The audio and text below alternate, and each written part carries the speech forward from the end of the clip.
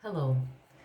Today we are going to talk about clients, how to look for them, and what to fix in the client base. I hope this information will be useful for you. There is no universal recipe for client search and developing your clientele. But actually there are certain areas that I can cover here for you to imagine what may be interesting for you, or what is appropriate in your case, and what you wouldn't like to do or to rely on. So there are two types of clients: agencies and end clients. I must say that these are two different types. Agencies usually know what they are doing. They know what translation is, how to deal with it, what to expect from translators, what to give, what translators need to produce a good translation. So it should be easier. And also they deal with a lot of other things, like working with translation agencies. We may be quite relaxed and concentrate on translation proper. But it is only in the case if a translation agency is well prepared and experienced and has all the processes well prepared and followed. And in case project managers of these translation agencies know what translation is and know how to deal with clients and what their responsibilities are. But I must say that it doesn't happen all the time. Agencies, I would divide them into Ukrainian and foreign agencies. What are the advantages of the Ukrainian agencies?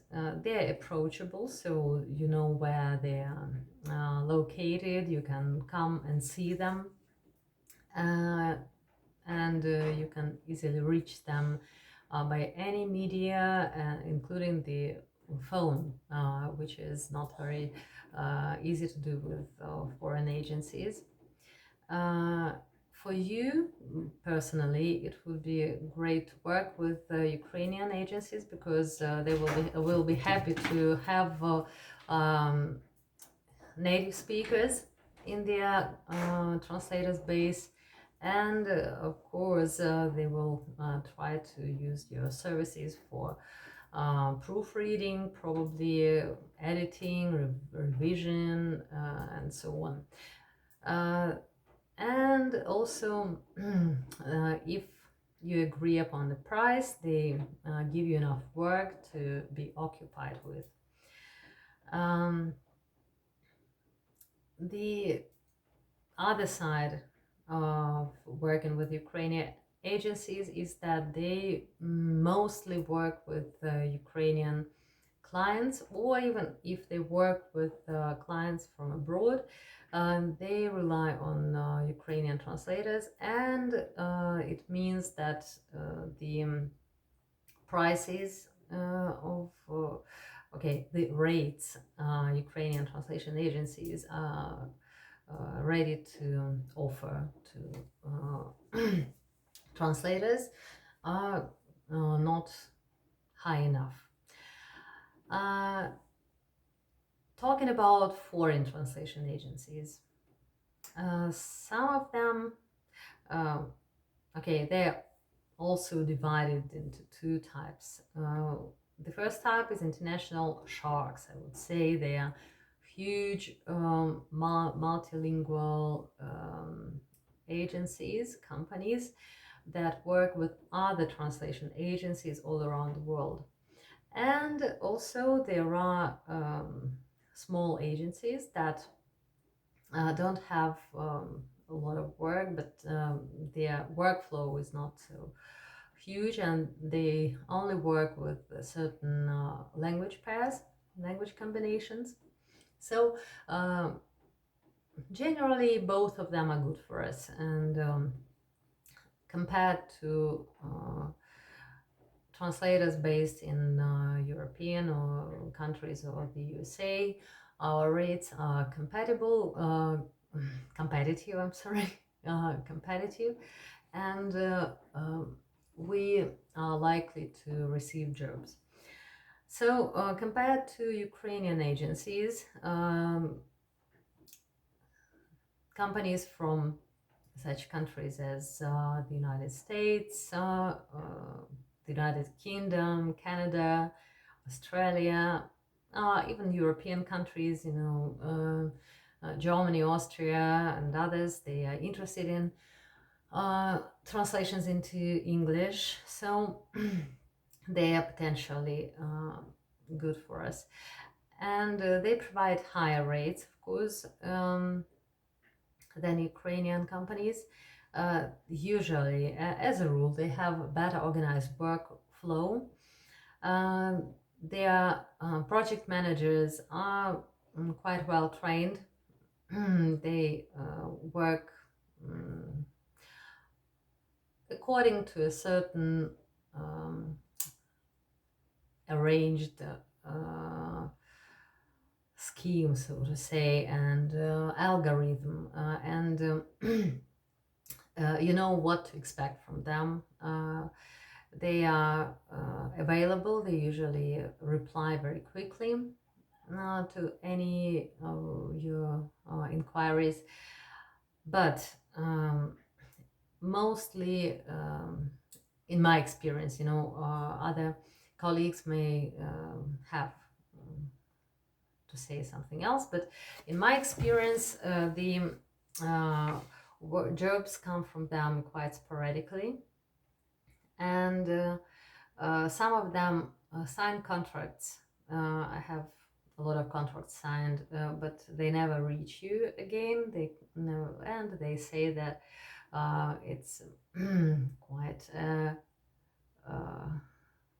not a fair play, because they have good CVs and they sign contracts with one translators, and they use the other translators to do the work. And they also located all around the world, and sometimes they are hard to reach. If they don't reply, I don't know what to do. And if there are any problems with payments, delayed payment or non-payment, you cannot go to Ukrainian court, yes, and struggle for your rights and your earnings that were not given to you.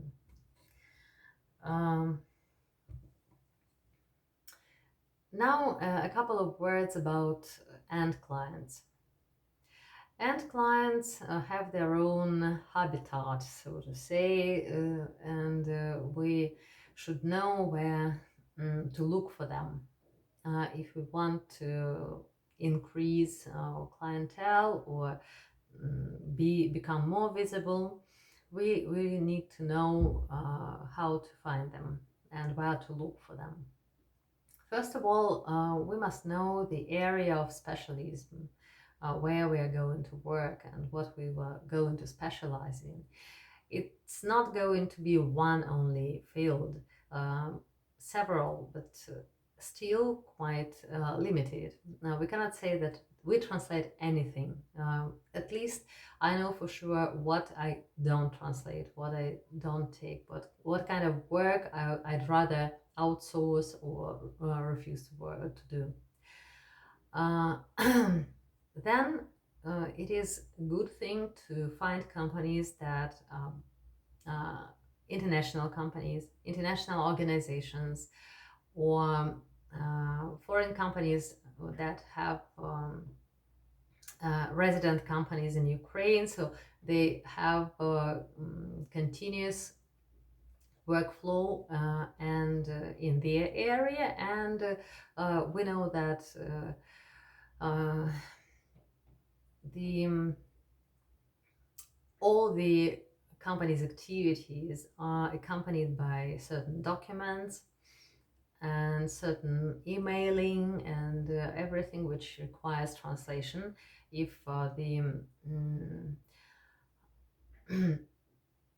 management of the company does not speak foreign languages, do not speak foreign languages, or even if they do, they will not translate these documents from Ukrainian into English. And then when we find these companies, we look at their web pages, we understand what they deal with, and then after we study, we do this research, we can contact a staff member who might deal with translators. So usually they are either commercial directors or secretaries or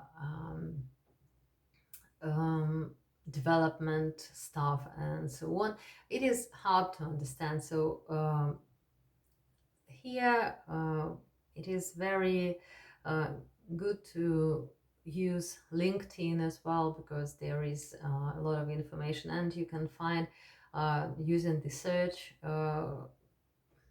form in LinkedIn people working for this company, and imagine if they can deal with translators, or they can forward our email to another member of the staff or who deals with translations and this kind of things. So we can also reach potential clients offline and online. So what is offline? Now it's not very up to date. This information is not relevant during the pandemic, but actually there are fairs, exhibitions, conferences, seminars, and we should know that these venues and these events are mostly not for offering our services, but getting acquainted with the companies, with the representatives of these companies, to contact them later, because during these events they are trying to sell their own product, and they are looking for their clients, not but still we can leave our business cards or any kind of information that may be needed later on. This is one way of making contacts with clients, but much better. It is much better when clients find us, not we find clients. How do they find us? For sure, word of mouth is the most widely used method of searching for translators and interpreters. And the first thing to do here, especially if is to, but not only in Ukraine, you know, it is a usual thing to ask your acquaintances, your partners, who they work with, and if they can recommend somebody in our field. And I must say that for me it works the best. I don't know why. Even if I make efforts to find new clients in the way I've just explained to you, most of my jobs come from some new customers that already okay, they come by a recommendation. How to form this chain? Yes, first of all, there should be a reputation and of providing good services of high quality within reasonable time limits. And for market price, it's pricing is a matter of another talk, but actually if we are within the market price, we don't jump out of it twice or three times more, it is okay. And what is quite complicated here, complicated thing is that we should be available at least for some years, 3-4 years. We should take we cannot disappear for months, okay? If we disappear and we refuse to do some work, then we should start all over again, and nobody will call us. So this is the danger. But still, on the other hand, jumping out each job, if it is good or bad, no, it's not a way out.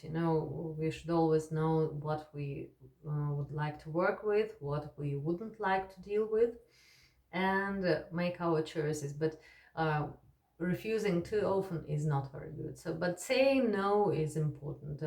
Being able to say no is very important. Then we show our clients that we have our rules, we have our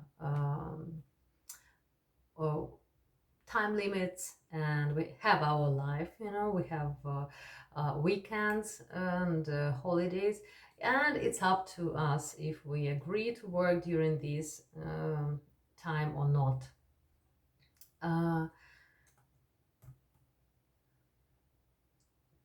For clients to find us, it is also good, okay, if we don't rely only on the word of mouth, which is very, very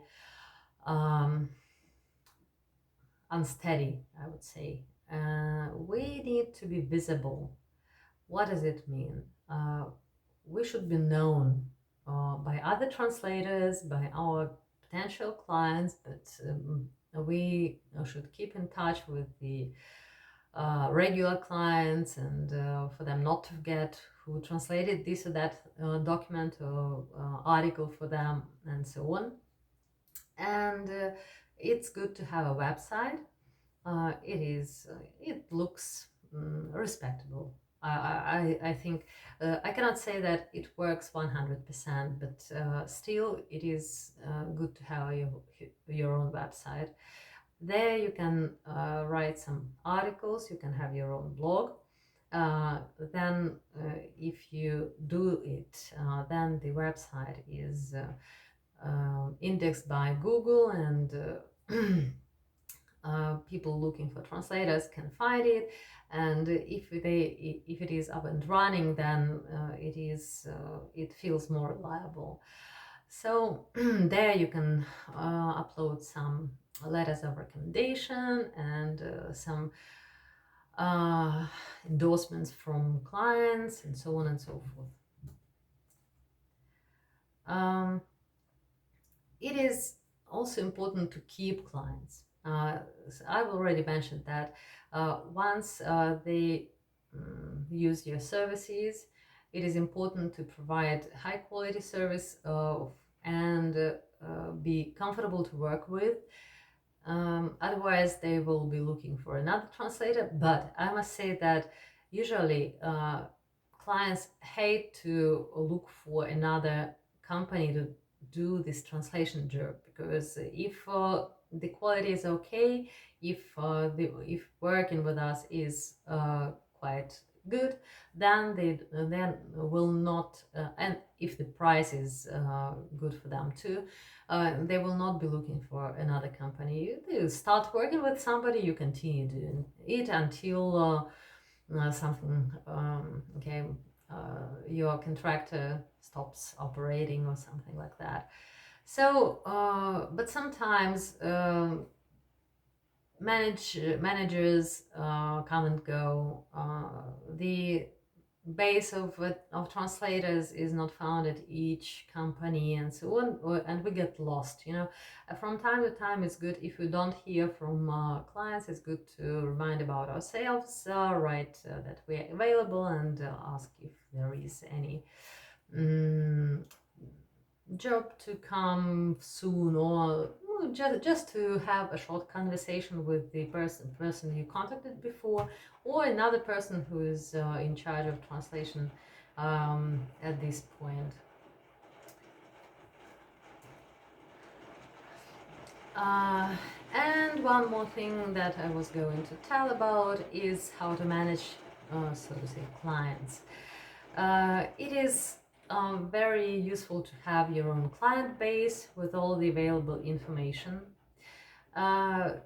It's already advisable to mark the clients in this client base as old, new, and potential, and also analyze your work with this or that customer according to the jobs done, prices paid, area of specialization, if they are comfortable to work with, and understand if we want to work with them and if we would like more work with some of them or not. And of course, pick those who are the best, and remind about ourselves and look for new clients like them. This is all for now. See you later. Thank you for your attention.